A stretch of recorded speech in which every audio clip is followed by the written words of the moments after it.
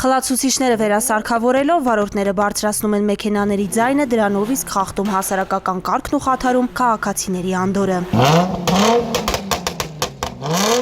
Նման տրանսպորտային միջոցների հայտնաբերման ուղղությամբ ոստիկանության միջոցառումները մշտական են, իսկ արձագանքը խիստ եւ հետեւողական։ Վարչական իրավախախտումների վերաբերյալ Հայաստանի Հանրապետության օրենսգրքի 123-րդ հոդվածի 2-րդ մասը վարչական պատասխանատվություն է նախատեսում առանց համապատասխան թույլտվության վերասարքավորված տրանսպորտային միջոց վարելու համար սահմանված նվազագույն աշխատավարձի 10 պատիկի չափով։ Նման տրանսպորտային միջոցներ հայտնաբերելու դեպքում բարեկային ծառայողներն իրականացնում են սահմանված ընթացակարգով վարչարարություն։ Ավելին, ոստիկանությունն ապրիլ ամսից արդեն իսկ որդեգրել է նոր նախադեպը չունեցող մոտեցում, գործընթացին ներգրավելով վարչարարության ելքով չշահագրգռված փորձագետների։ Մեքենան ուղեկցվում է պահպանվող հատուկ տարածք։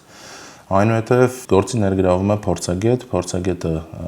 ենթարկում է զննության տրանսպորտային միջոցները եւ հաստատում վերասարքավորված լինելու հանգամանքը։ Փորձագետների ներգրավումը իրավական տեսանկյունից ավելի անխոցելի է դարձնում ոստիկանության վարչարարությունը։ Բացի այդ, վարչական ակտը դառնում է առավել հիմնավոր եւ հասցեատերերի համար համոզիչ։ Արձանագրությունը կազմելուց անմիջապես հետո բարեկային ծառայության կողմից վերցվում է բնօրինակ հաշվառման վկայագիրը եւ վարորդին տրամադրվում է ժամանակավոր հաշվառման վկայագիր 10-օրյա ժամկետով։ Այնուհետև վարորդի կողմից 10-օրյա ժամկետում թերությունը վերացնելու պարագայում ներկայացում են համապատասխան ապացույցներ եւ վարորդին վերադարձում է